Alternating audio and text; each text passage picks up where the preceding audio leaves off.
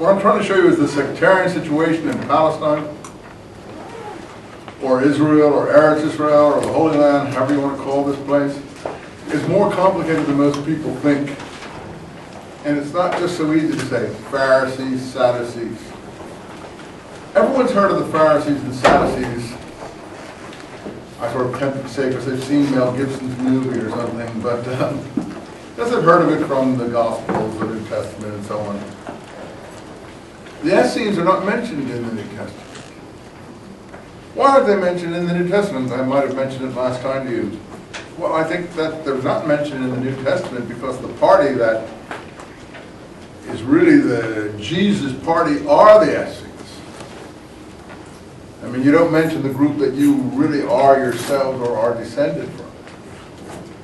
Now, we haven't even mentioned Essenes yet because they haven't appeared yet on our radar scope. But we've heard about Essenes because we've heard about the Dead Sea Scrolls, and we know that everyone talks about the Essenes being the people who are responsible for the Dead Sea Scrolls.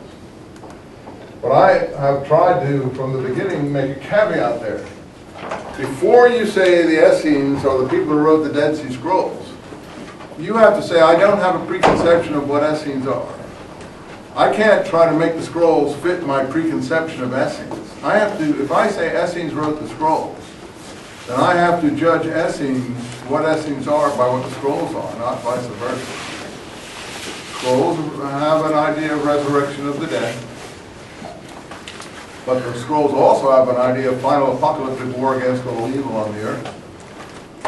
And the scrolls are very politicized and extremely militant. So most of the idea of Essenes are a retiring, peaceful group in the wilderness, sort of like a monastic group. That's how the original scholars who presented them tried to portray them. Because many of the original scholars who were in the Jordan area after the partition of Palestine, where the scrolls had come in from, what we now call the West Bank, or the area after partition, where there were walls in the middle of Jerusalem. Most of those people who were able to deal with the scrolls from 48 to the 67 war, for those 20 years, were basically mostly Christian monks. I don't even say nuns. I never heard any nuns who were involved, but mostly monks. And they saw the Essenes like they saw themselves. You know, monkish sort of, I'm not sure how violent Christian monks are or aren't, but non-violent and so on, retiring supposedly and so on. But that's not the Essenes of the scrolls. And that's not this movement we're seeing in the Judas Maccabee period either. These people are much more aggressive than that. This fellow who throws his guts into the crowd, that's not a retiring monk. That's someone who believes in the law and is willing to go to the nth degree to sacrifice himself if that's what it takes. Not that he's aggressive in the sense that he's going to be on the offensive and not the defensive, but defensive he will go to the last degree. So we're building the context for the scrolls here. Let's then finish it up by looking at Josephus chapter 1. Now before I look at chapter 1, it's always useful to look at prefaces. You look at the preface, we all have different copies of Josephus because we couldn't all get the same copy. I'll follow my Penguin Jewish War. You follow whichever one, and if there's a difference between what you have and I have, if it's a substantial difference, bring it up. If it's just a matter of, people, as I told you before, have to have different translations or they'll be sued. You can't steal someone else's translation and then republish it as yours. So you have to have different words and use different sentence structure and everything. So they're going to be different. Here's this one says, the war of the Jews against the Romans was the greatest of our time. Greater too, perhaps, this is the preface, than any recorded struggle, whether between cities or nations. Okay.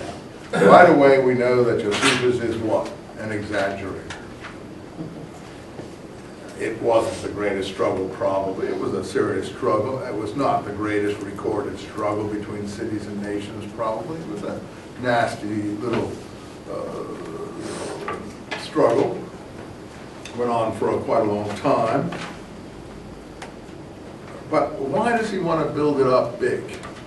Well, because for him it is big, because it's everything that he stood for he lost, and everything that he became he owed to it. But also, he says at one point, people who have small, minor enemies can't show their greatness. To show your greatness, you have to have great enemies. So to praise Titus and Vespasian, and I don't have to keep writing them on the board, you know who these people are now, who are the ultimate object of this book, to ingratiate himself and to get their favor. The Jews, the war has to be a big thing. It has to be as big as Julius Caesar's Gallic War, Julius Caesar's Civil War. He's building these people up as the new emperors after Julius Caesar. So the Jewish war has to be a big thing. You see, that's the funny thing. They called it the Jewish War because these are Roman wars fought against people. Gallic War, Romans fighting the Gauls in France, and so on. So it isn't the Jewish war because it's written from a Jewish perspective. It's actually written against the Jews, finally, to praise the Romans, particularly the Roman emperors, to be. In any case, listen to what he says next. Yet persons with no first-hand knowledge, accepting baseless and inconsistent stories on hearsay, have written garbled accounts, while those of eyewitnesses have been falsified, either to flatter the Romans or vilify the Jews. Now, that's already in his time, 3 years after the war occurred.